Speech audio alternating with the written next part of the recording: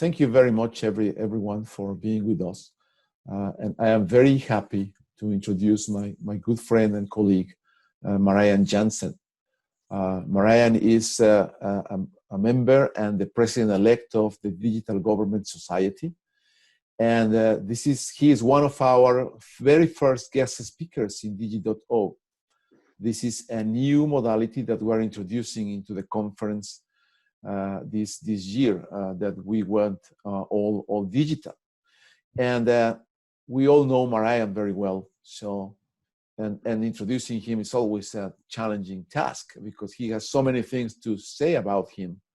But let me just say that he is the professor and chair of the Information and Communication Technology Research Group of Technology at the Faculty of Delft University of Technology. He is also co-editor-in-chief of the leading digital government journal, Government Information Quarterly, and he's associate editor and member of many other editorial boards of journals and information systems and information policy.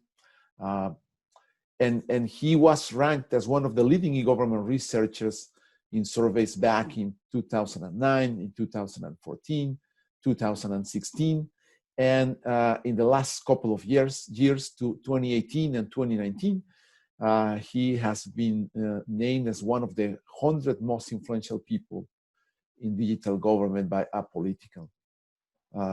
He has more than 500 refereed publications, more than 14,000 citations.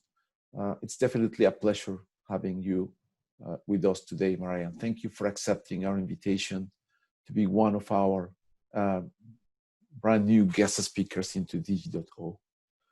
So, thank you. So please. Thank you, Luis, for your kind introduction. I'm flattered, of course. And what I want to share with you all today is developments in open government. Because when we look at what happens, we talked a lot about open government in the past. It was even a hype. Then the Open Government Partnership started, and countries all over the world started adopting open government with that. And in fact, what happens often is just that they opened a lot of data on their portals, and then nothing happened. There was a void in it. And with the technology developments, you know, I like these technology developments because they have such huge potential what's changing our society. We can create a real open government, in my view, and we're going stepwise to it. And what you see also in this picture on the bottom of the slide is the flowing data in and out of the government with that. Well, that's what you want to do, and in that way you want to gain insight into what's happening in the government. But what also this picture shows is that you only view some zeros and some ones and those kinds of things, and what you actually know about the government is nothing, because it's just, you don't have the insight for it. So creating such insight into the government is not easy, and to really have an open government, you need to have all kinds of steps taken it. And on the one hand, it's getting easier to accomplish this. On the other hand, it's getting more difficult for accomplishing this, because you have a variety of technology, you have all kinds of data, your whole discussion about bias, discrimination, all kinds of adverse effects. And what we want to have, of course, is openness. We want to have transparency. We want to have accountability and those kinds of things. So I want to give you some examples of open government, some nice examples, and show you also what is possible with that, and then make a plea, of course, for we need a lot of research, because we always need a lot of research, because we have so much to do in this area. I guess this dashboard, you know by now. This is often perceived, maintained by the Johns Hopkins University, of that you can zoom in and look at the COVID-19, what's happening over there, the number of persons were given and recorded as having COVID-19 with that, those kinds of information with that. Well, it's a really nice dashboard. You can zoom in, you can zoom out with that. You have an overview at a glance. They have on the right hand side, they have those ratings, so you can immediately see to which countries you should not go, or you might consider going to those kinds of information with that. But what it's actually saying, that's always a little bit difficult to know, because what those numbers, what do they express, how they are collected. From I know in my country, we don't have that many tests for COVID-19 with that. So the actually number for the Netherlands will represent what they test and what's officially measured, but never will be the actual situation and the data. And that's often also one of the challenges with all the open government efforts with that. You get something and there's an asymmetry with what you see, because you get an impression from, oh, this is the real situation, but you don't know what's happening in the real world and if this is a good way to measure it.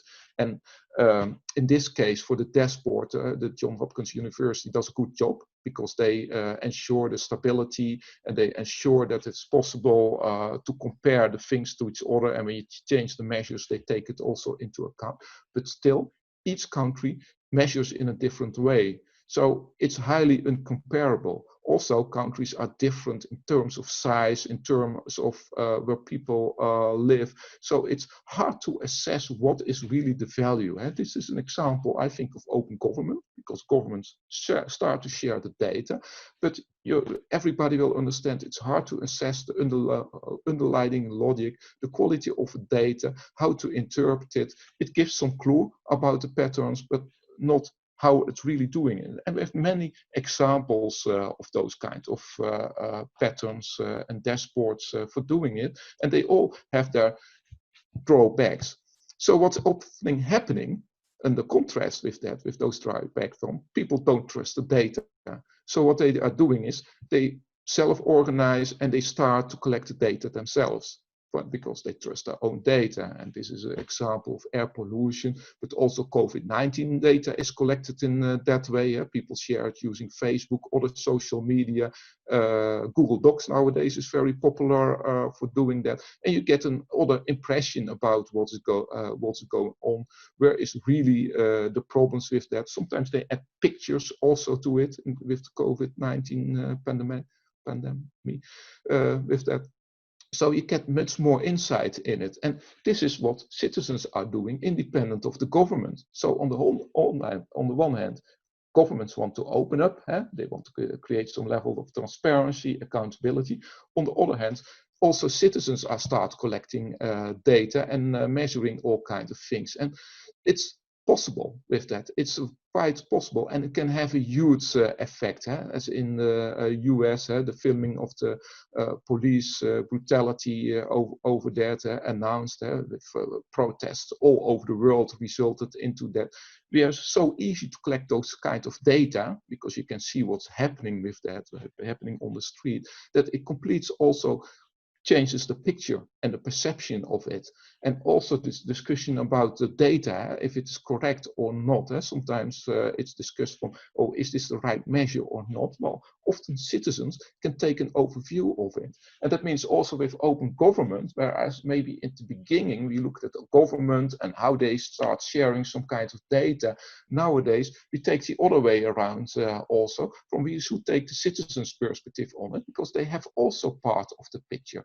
And at the end, you want to overcome the information asymmetry and have a good picture. All information is biased, we know that, but if you have multiple sources, you can get a better view in it. And what's actually happened from a more technology point of view? Well, we have a lot of devices, IoT, Internet of Things devices. We use it for collecting data. You can take your smartphone, and there are plenty of devices, IoT devices, measures on your smartphone. I think this has 32 of them, and you can collect virtually anything for doing it. Then we have also the algorithms and artificial intelligence for collecting the data. Cell is working a lot on those artificial intelligence algorithms for doing it, and they are opening it. But it's not easy for creating an open government in that way, because those advanced algorithms, you need specialized knowledge for really understanding it. And a lot of people talk about it, but we also know that algorithms are never correct. They have an estimate, They have a certain level of accuracy, but we know we're quite happy if the accuracy is 60, 70%. And what does it mean? Well, 40% is not accurate in the decision making. And then we're already happy with that. But our society, we expect that's correct, of course, if we process the data or give a picture in that way. So if we want to have a high societal impact, we have to know the positive and the negative impact on it, and also involve the society in it, because they can know the outcomes. They can look what is the outcomes, and that's also what really open government is about. It's about collecting the data, processing the data, and empowering the citizens in it. And it's not only the government anymore; it's also everybody who is doing it and running it together. With it. So that's one of the developments that is going broader. And then when you think about open government, what does it need? What needs to be opened? Well, in the past we thought, oh, we open some data about it. You can see the budgets or the pollution or other kinds of policy information. Nowadays, if you want to really open, then you open the data, you open your administrative processes, you open your algorithms for dealing with the data, you want to open everything that is able to see what's happening inside. So you want to have deep insight, and you have to open much more than was in the past. And it changes also the setting and also the mindset of doing it, because we still talk about open data portals, but we should talk about open everything portals for that, to really have an overview in it. So we have to change also our mindset for doing it. And also the data, the data is beautiful because we have so much structured data nowadays. We have much more open data. We combine it together. If the data is unstructured, we start structuring the data so we can start processing it. And that means we have more and more data. And what's happening with the data is very simple: a huge information overload. We have too much data. Think about the vast amount of data that's available for that. Do we have answers? Open government should be about answers. It should not about being able to open all kinds of data. It should have answers that the public ask. They ask certain questions to politicians, and the data should help to answer them, also to have insight in it. And that means also we have to think about ways for dealing with all that kind of data. And therefore it's good to go back to what's really open government. What are the main elements for doing it? Open government is in fact about mechanisms using for ensuring effective public oversight. That's the basis of it.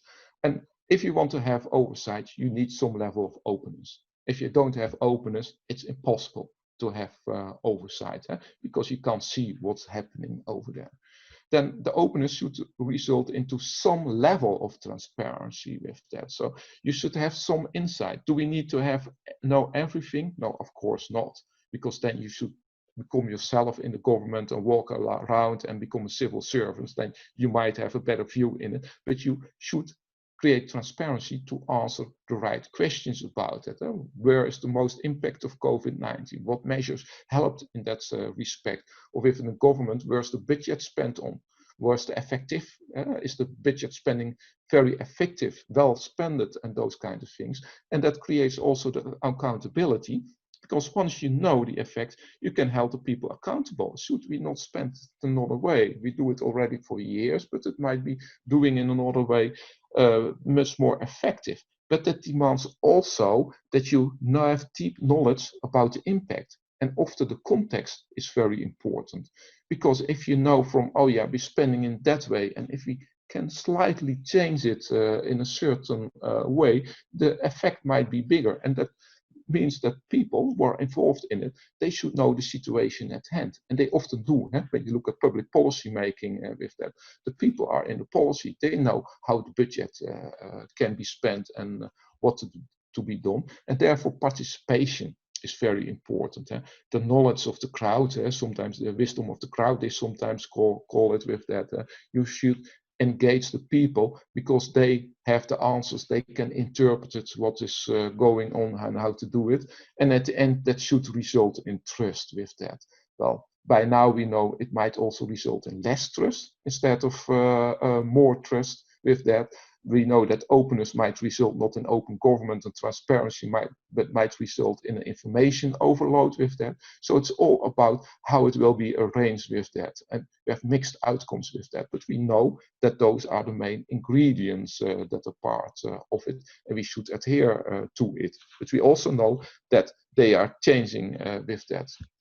I always like this example about open agriculture, and I think it's currently hitting mainstream all over the world with that.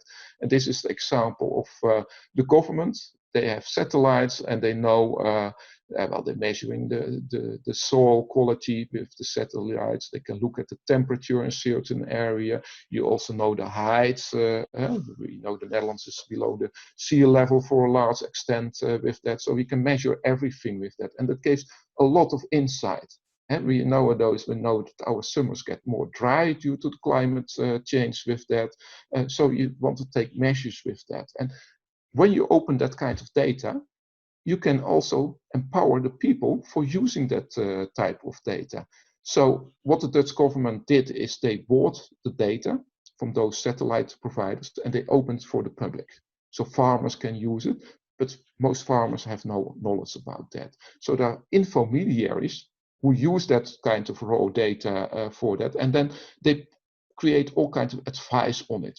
What's the right moment of starting harvesting your crops or something like that, or fertilizing at the right amount with that, or maybe when you change your agriculture from tulips into grain, it might be more effective because the soil is not better suitable for that. So you get much better and efficient and sustainable agriculture.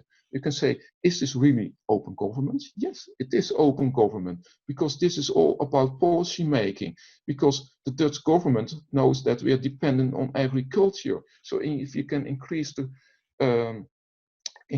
productivity of the agriculture and the risk of failing in harvesting, you are making policy about it, and you empower the farmers by knowing it. And of course, you have the global climate change with that, which affects certain areas, which affects the amount of rain. They say that already in the Netherlands, the temperature rose by about 3 degrees over the last country, which is quite exceptional in comparison to the other countries, which has to do with the sea and how the wind is blowing.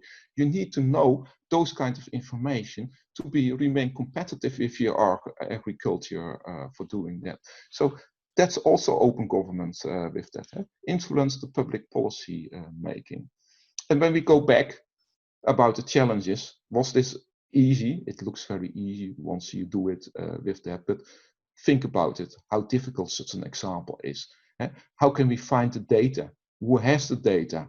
There's a reason that the government was paying a lot of money for opening that data, because they made a calculation. If we open the data, we can have a lot of savings. We avoid all kinds of risk for that. So it's a small amount of data to paying a couple of million euros for that. From the other hand, for farmers, it is a lot of money for that.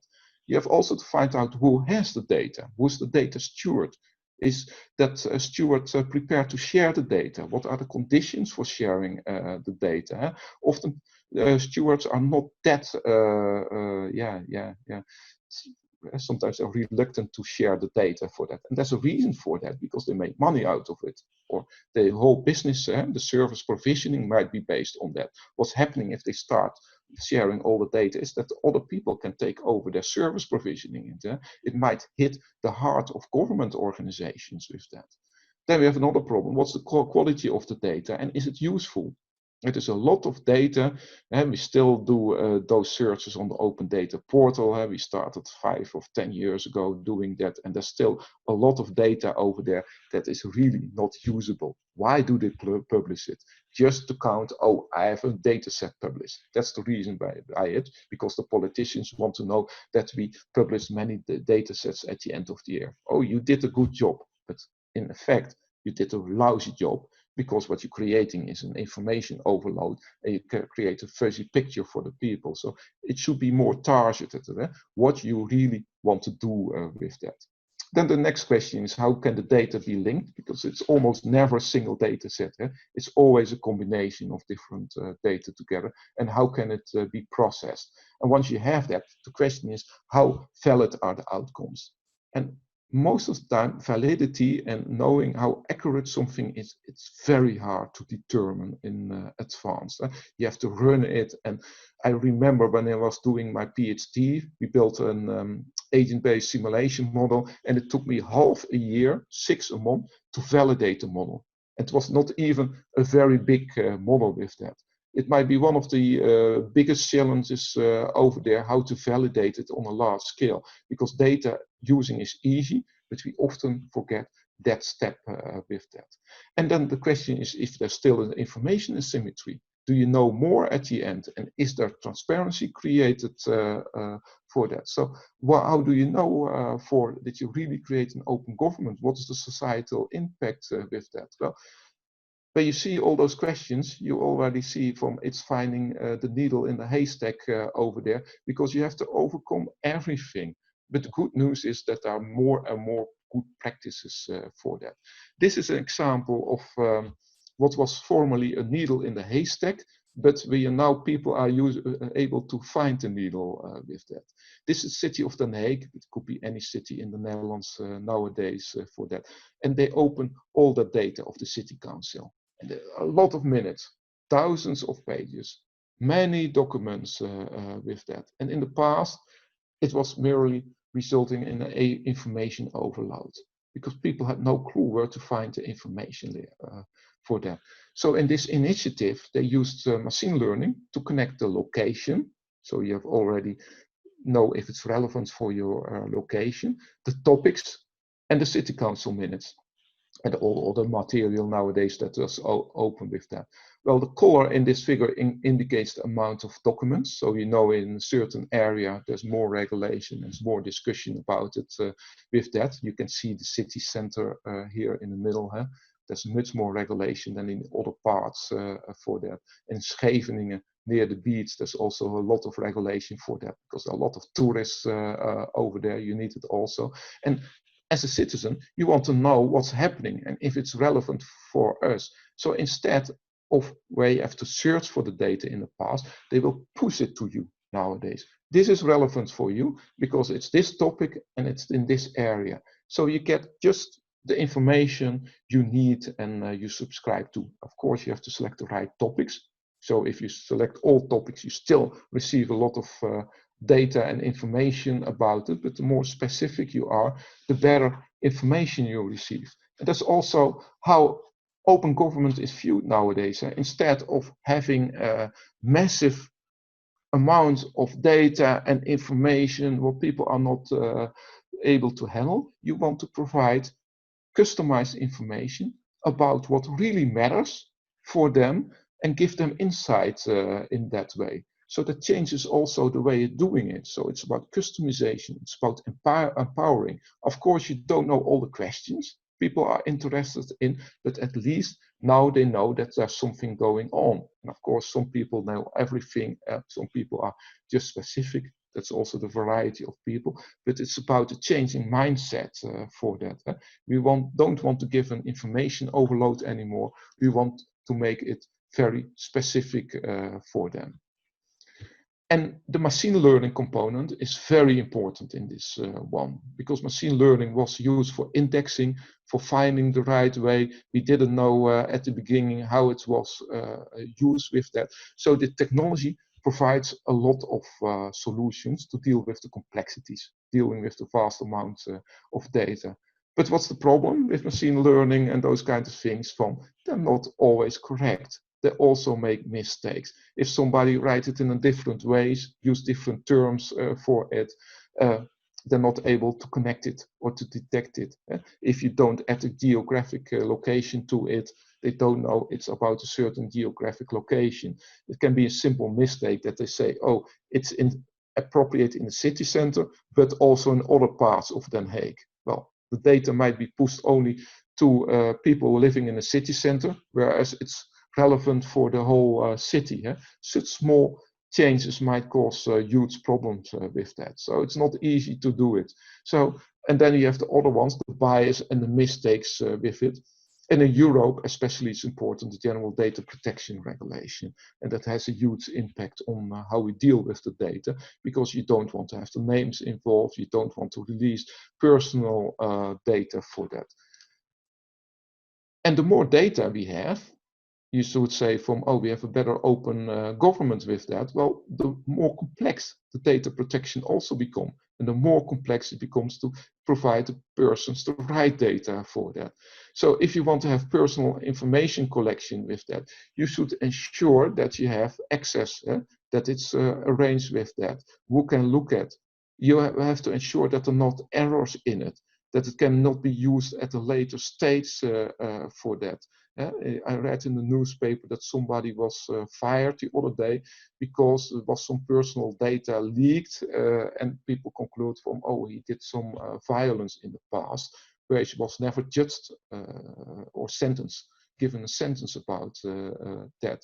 So it's quite challenging in doing it, and that also would need that more data results into also more problems of doing it with that. And you need often to combine the data together with that. And that's also one of the risks over there, because data might just result in fragmentation and all kinds of other problems, and you need to combine the data together. Luckily for us, and it becomes also part of open government, there's a lot of privacy research going on. I know soon you did a lot of research in that area, and that becomes extremely relevant for open government. And that's the nice thing about open government. So algorithms become relevant, IoT, privacy becomes relevant. All the issues come together for tackling a societal problem with that.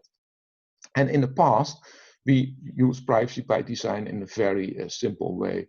There's often an identifier. Okay, let's remove the identifier or substitute it by a quasi-identifier, remove the sensitive attributes for that. But it might also remove some of the data that you're interested in. You classify the data for ensuring that it's not doing it. But nowadays we look a lot about differential privacy, and that means that we only give the answers to the problems and don't share the raw data. Also in agriculture, that's very important for that. The example I gave you before, because the farmers often don't want to share their competitive information with the other farmers. Nevertheless, they want to know the patterns and what's going on with the temperature with that. So differential privacy mechanisms are able to share that kind of data with each other. So also that becomes more and more relevant with that. And the Dutch Ministry of Justice is doing a lot in that area, because almost all the information they have is privacy related, so they can't open it. Nevertheless, it's very important to open those kinds of information for being able to also talk about public policy making, to know what's going on. And in the past, there was a lot of manual processing with that. Hundreds of people just working on it and making all kinds of statistics releasing, writing all kinds of reports. And for the citizens, for the public, that was a black box what's happening over there. But what you want to do is involve them. So open it, because they have also a lot of information with that. And once we know it, we can do the privacy by design. We come to the area where we have transparency by design. And at the beginning of this lecture, I was thinking about it. Should we call it open government by design? But I think it's too far away yet to call it that way. But that's what we are heading for, open government by design. And transparency by design, we are able to do it because when we collect the data, we ensure that we collect sensitive data in another way than the non-sensitive data. We can ensure that some of the information is automatically opened with that.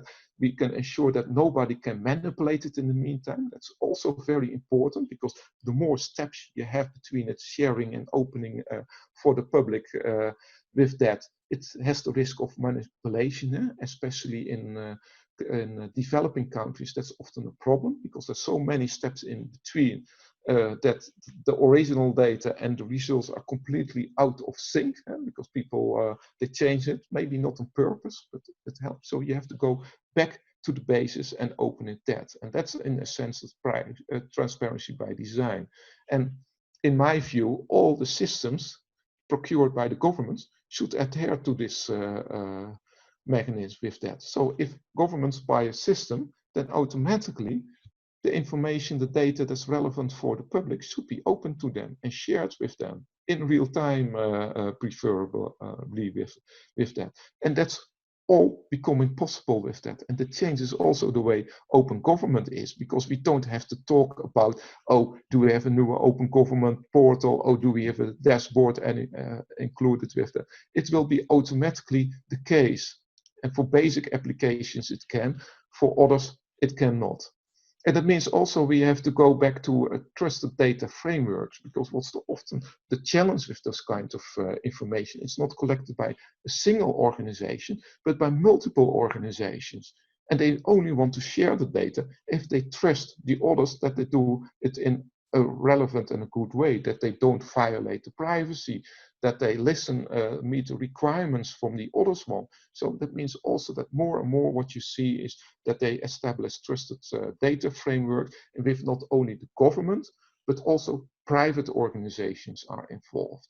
In my country, for example, if you want to have an overview of your retirement, what kind of money you get, you want to know the information about what kind of money you get from the government, because you get a small amount of the government, but also what you saved in pension funds and other ways. That means you need information from both public and private parties with that. But you need trusted data frameworks for having those kinds of insights with that. But that means the government should not only be viewed as the government, but it should be viewed as a complete ecosystem where others also act in it. And therefore you need those kinds of things. And then you have those kinds of excellent things with that. The opening of the legislation with that. I really like this. It's from the UK. If you make a mistake and you don't want to pay your fine, you look it up if the robot lawyer can say that you don't have to pay the fine, because all those kinds of information is available with that. So you get those kinds of things. And that equals also the playing field between the public and the government, of course. Because the public can also see from if the government make a mistakes or whatever, or the law is not correct, they can address it with that. So you get all those kinds of initiatives with that. But this is also very difficult to realize. We're talking about the opening. Yeah, the law legislation is opened. We have it already for a very long time. But processing the legislation using machine learning or semantic technology for understanding the legislation, that is really a challenge for doing it and interpreting what doing it. So all those examples are often based on a small domain, because we can do it for a small domain, for example, speed tickets or something like that. But for the whole legislation, it's much more difficult with that. And that's also why it's so important to close the policy cycle with that. I took this picture with that because policy cycle starts with what's the public policy problem, then you develop a policy to tackle pollution, then you implement it, then you enforce it, then you evaluate it for that. But traditionally, this was the role of the governments. But in open government, it's not the role of the government anymore, because citizens, people are involved in all aspects of the policy making. And that means they should also be involved in it. That already starts with sharing your data when you make your public policy. But you need also, if you want to really close it, you need to have follow-ups, because somebody discovers the law is not correct or there's a mistake in it. What do? To whom are you going to? You don't want to go to a judge, because then you get a lawsuit or something like that. You want to go to a policy maker. So you need all kinds of institutional measures for audit organization, for looking at the data. You want to look for ways for tackling fraud or corruption, but it hasn't to be in that way. It can be just minor things with that, what you want to report back. And that's why citizens should also be involved, because they have a lot of information. What's important is the separation of concerns in this, that somebody else then the policymaker gets back that information and ensures that you do something with that. Responsibilities should be distributed. That's also the essence of our systems with that, because people often say, oh yeah, there's some mistakes, I don't mind. But for a small group, it might be very important for doing it. So you need some independent ways of looking at it. And one of the final examples I want to give, because it's so nice, is to give Dutch citizens, they can look at this website to look if they can use solar cells. And instead of that, the government was giving all kinds of subsidies and money to stimulate solar cells. They said, we give them the information to empower you. You know how your roof is of your house, in what direction it is, if there is some shadow of it, and you just calculate the cost and benefits of your solar cells with that. And that's a way to empower it, because then you can decide yourself if you're using it or not. Of course, by providing the information, it's a way to nudging, because a lot of payback time is between 6-7 years in average with that, depending on what it is. So it's also nudging as part of it, but it's also just providing information and the data to make your own decision about it. So open government can be just ensuring that you empower the citizen to make their own way, and it can save you a lot of subsidies and money to stimulate those kinds of actions for that. Well, it always looks on the bright side, those kind of stories, but I hope also I emphasize a little bit the dark sides of it, and we need to balance the bright and the dark sides together. And it's not that it's black and white with that, you see it also in the picture, it comes together with that. And that's important, that it comes together. And we want to have a really open government. We need to combine it. We have to work together to ensure that we have the good sides with it, and we can combine it with that. To wrap it up, what's happening right now is more and more data is available. Too much data is available to handle with that. So we need ways to ensure that we know what's the quality of the data. We want to do it, and we want to have it in a transparency by design way with them. We want to have it automatically opened with that, so we know it. We need privacy by design for doing it, but we need also all kinds of data analytics to ensure that we can process the data, avoid the information overload. But at the same time, we solve one problem, we introduce other new problems that should be addressed and should be avoided with that. So that means also we really have to think about how we're doing it. But most important is also the mentality, what's underlying it. What we want to do is open everything. Data, processes, algorithms for doing, without causing an information overload, but in a mindfulness way for ensuring that the people really can use it, and that we move towards an open government with that.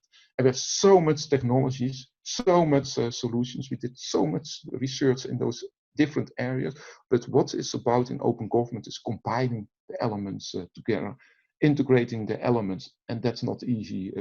That's needs a lot of research. I hope this is a little bit clear. So the data is still coming out of the government, but instead of the zeros and ones, it should be the answers for the public. Transparency by design. Are there any questions? Yeah, thank you. Thank you very much, Marijn, for this presentation.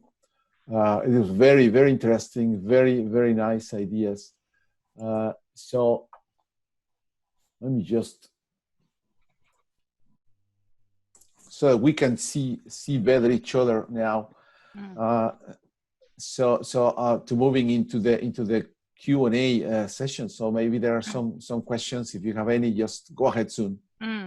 Yes, thank you, Marijn, for a wonderful, walk through all these government, open government initiatives, and policy making requires a data-based approach. And then it's not just the data, but it is, open data, and then everybody should be participating in it. But I think there is a fundamental issue with the data that we are making policy out of is, the data itself at the face value versus data that needs to be contextualized. In recent, incidents in the, crime and the justice area, the data seems to be, it can be open.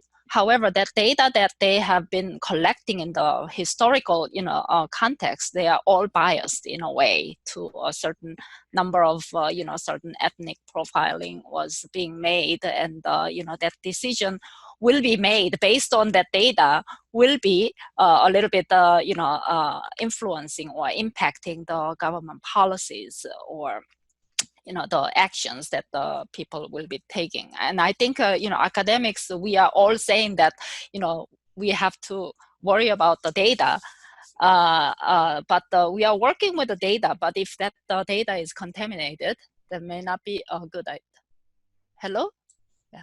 Okay, sorry. Yeah, so how do you, go about this kind of data that is being biased, or the data that is marginalized groups are not being represented in the, the government collected data?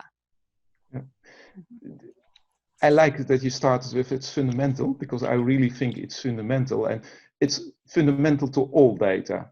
Even if we want to change it, we might discover that in 10 years from now we didn't collect it in such a way that we still have bias in it with that. So it's the way we collect the data and how our society progresses over time. Okay, I have a very simple view on it. If people use it for policy making, and they do use it for public policy making, and they don't share it with the public, the data that's used for making the policy, you can't have any oversight. So most important is to open it, because then you can detect if there's some bias in it, discrimination in it, the way it's collected with that. Essential is that we also know how the data is collected, because a lot of unawareness is going on over there. Like our health data is often based on experience with white male people, so not with female, non-white people with that, and they might have different reactions to it, which is quite weird. And if you don't have the information about the experiments, about how the data is collected, you can't do anything about it. I don't think that's a reason for not opening it, but instead it's a reason for opening it, because then you can at least know what it is. The same with those algorithms with that. Nobody asks ever about the accurateness of those algorithms. One way or another, they assume from, oh, it's working. I don't know why, but we know, we're all academics over here, validation is the most key component of any research at the end for that. So we are used to it, but in the outside world, outside researchers, nobody will ask that. And you can only ask that question from if it's valid, if you know something about the input data. So openness is very important. And then we can also start reflecting on it. How do we arrive at the right data? So we should collect it in different ways. And that's why I think also those citizens initiatives of self-organizing things happen over there, because they don't trust the data anymore. And if they know how it's collected, they have much better insight. And very simple with the pollution. If you just detect how much pollution is in your garden, then you know your own situation. Else you have to trust on kind of simulation models for that, which are made for a certain purpose for that, maybe not for measuring the pollution in your garden. So you want to have the real data for doing it. And I think it's the same with the filming of the policing officers nowadays. From different views can have a different in it, and you see also that the data is not reported often in a correct way. They're misleading it. Maybe it's their perception even, but a film can give a complete other type of perception. So we need to have the data. From the other hand, you need also to protect the privacy from the people. It's a little bit balancing over there, and I think that will be one of the main issues with that. I don't think we can solve the bias problem completely, because data is always biased. Because data is it's not reality. It's a measure of reality with that. We know it. all models are wrong, but some are useful. It's the same with data. All data is wrong, but some data is useful for doing that, and it should be useful for the purpose of doing that. Thank you, Marijn. You go, Sel. So thank you, Marijn, for this, as always, very insightful presentation. We learned a lot from you, and this is great, and I'm very happy for that. So my question is more about, you started your presentation about COVID-19. And one of the points that I maybe realized a little bit is that governments in these situations are being more and more closed, then more and more open. So we see that more and more people saying that the data is not really shared, widely shared. Governments are not telling the truth. So openness, transparency, and so on, is it more a matter of policy than the process itself? That is, if a policymaker decides not to open, he will never open. So, and as researchers, how can we tackle this issue? How can we convince these people to change their minds at some extent, to provide data, to open it, and so that we can share it, we can use it, and we can explore it? So what do you think a little bit about that, please? Thank you. Yeah, thank you for the question, Sel. It's also such a challenging question. And I always think about my students.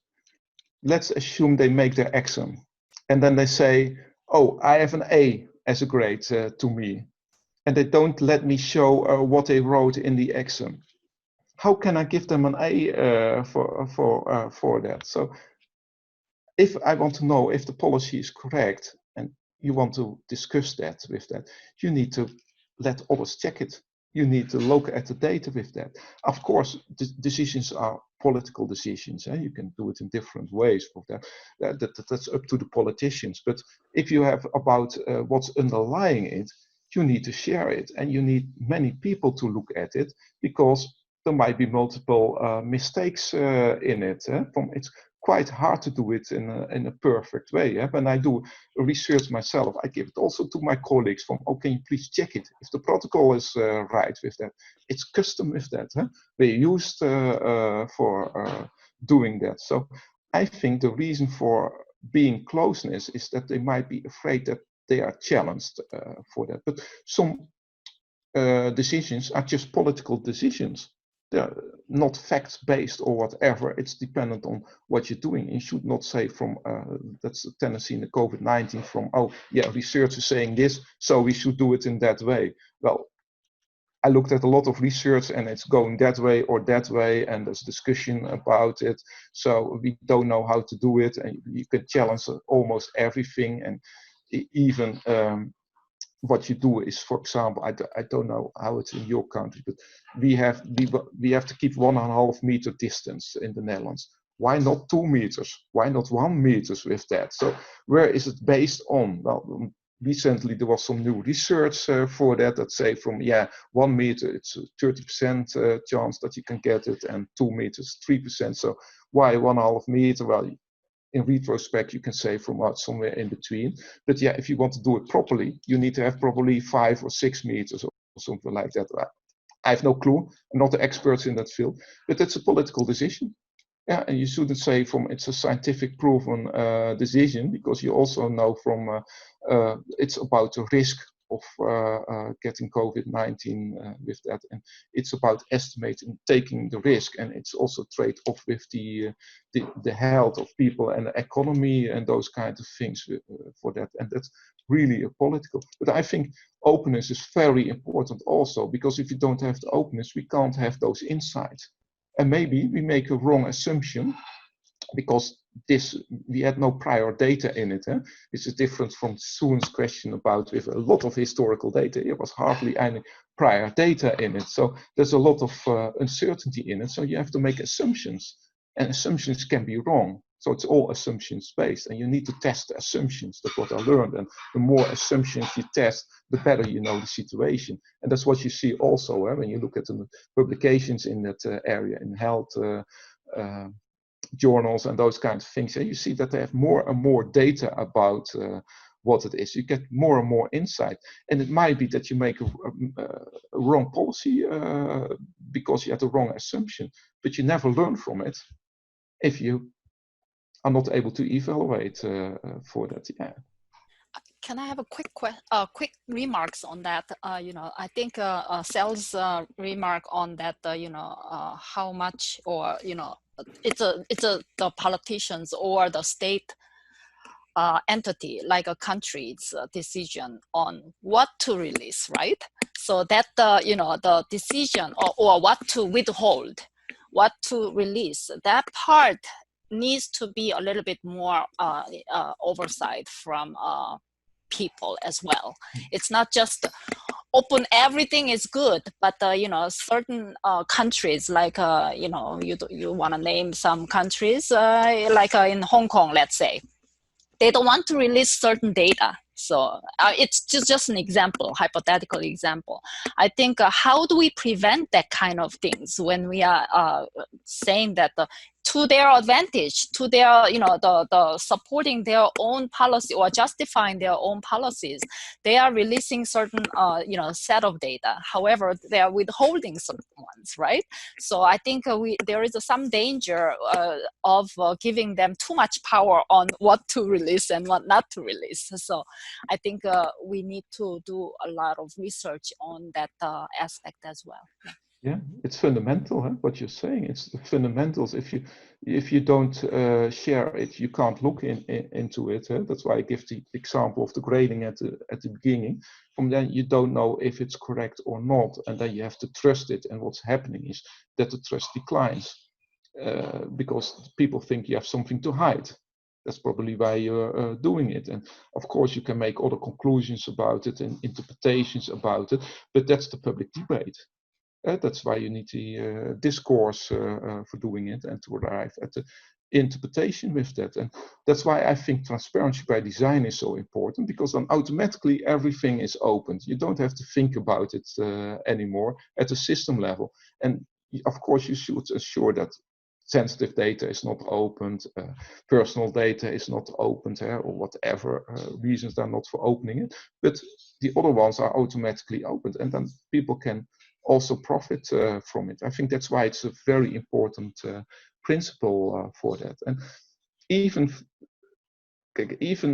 you can think about it from, they use it to suppress people, but even for those people, they want also that the society functions with that. If somebody's hiding it, somebody else is hiding something, somebody else is hiding something. At the end, we end up also with a situation that everything is hidden and you don't know what's happening with that, and that's also undesirable. So I never, and most of the time I don't take the word democratic in my wording for that, because it's not about democratic, it's about ensuring that it functions with that. And if you need function, you need to ensure that you're able to deal with it else, unless you wanted a dictatorship maybe, and that has a say with that. But I think you should ensure that society can function. Great, thank you. Andrea, I see that you want to ask also a question. Go ahead, please. Thank you. Yeah, I thank you very much, Marijn. It's a very important topic, and it's very complex. I wanted to get back to the problem of algorithms, because it's not that difficult to open the government and make data available. That's been done for 10, 12 years in some places, including the US. Landsat satellites have been providing data about the Earth for 30 years. Organizations have had it and they're making that available, and so on and so on. So the data, the problem is obviously, as you say, there is so much data, and that leads everyone to be doing these very sophisticated, complex analyses with algorithms. And we all know that those algorithms created by humans, written by humans, giving weight to different components in the recipe of the algorithm and leaving some things out and so on. The problem I see, and others, it's not me, obviously, but these are very difficult because you can't just say, oh, I see the data, you collected the person's gender. Okay, I see that. No, people do not understand algorithms. A few people do, but you have to be very sophisticated, very mathematical, very technical. And that's not the average citizen. So they cannot evaluate the outcome of the different, there's lots of different algorithms that are being used and they're being written all the time. So, when the judge sees a recommendation from the algorithm to not let this person go out on bail, it's very, very hard to judge those decisions based on the algorithms. And that's a real problem. Because who is going to review all those algorithms? Journalists can't do it generally. Are they going to get funding from someone to involve a university faculty? Is the private sector somehow going to oversee out? So it's very difficult. And I don't see any easy solution, and it's not going away. Yeah. So opening up is great, but I don't see that as the problem. Yeah, I agree on that. But I think opening up is not only open government, it's also about ensuring that people can use it. From what you're saying, we have a long quest to go to have an open government with algorithms for doing. That's my interpretation of it, because at one stage we can address it for that. Yes, but there are mechanisms for ensuring it. For example, once you know that if the gender is included, it might result into some effects. You can have regulation that you are not allowed to include it. You have to ensure that you have those kind of things. Of course, you never know if they include it or not. That's dependent on the data streams and those kind of things. That's why you need the public oversight for that and insight in it. But you can come to some kind of guidelines for doing it, and rules of thumb for doing it. What you see also with because there are already for decades algorithms used by the government. It's just mainstream because we have more and more data and we can do it at a larger scale. But think about your tax information that's processed by a data pipeline, and within seconds your complete data is looked if it's the tax data is correct or not, and a judgment is made. And in the Netherlands, then you have to wait for 3 months before the letter is emailed to you. But it's in fact doing nothing all the time for doing it. So the algorithms are already there for a long time. I think what's important is that we are aware that there are algorithms involved, that we have to think about the way the decisions are made. Because you might also say from certain algorithms might not be appropriate. Cell knows it better than I do, but I know that there are at least 150 different types of techniques I can use with that. And in AI, there are at least 5 different mainstreams of algorithms. That's I don't know all the in and outs, not my expertise with that, but I know the diversity for them. So we had a whole discussion with the government half a year ago. I said you used the wrong algorithm for doing that. You can only know that if they open it or give at least insight in it to have that discussion. So you need some level of openness for doing it. What software providers often do, they have bug bounty programs. Why don't we have algorithm bug bounty programs or something just like that? People still cannot understand them. The average person, the citizen that is engaging in this, oversight, that as they should, they do not understand algorithms. They do not understand math. This is a very, complicated analysis, that the average citizen, the average journalist who reports on this and so on, there's no way the public can oversee this and therefore make rules and have a discussion about. They can't even talk about how is this algorithm created, because there's so many different emphases.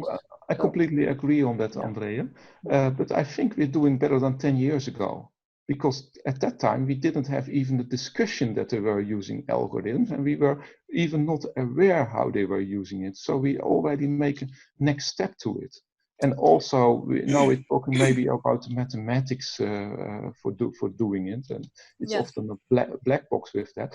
But also a lot of public policy making, we also don't know how they arrive at it. So at least we have made a step that we have a discussion about it. So we're making steps. I don't see the discussion. I think it's in other fields, it's the same. In the scientific world, we don't know all the biological mechanisms as a lay person.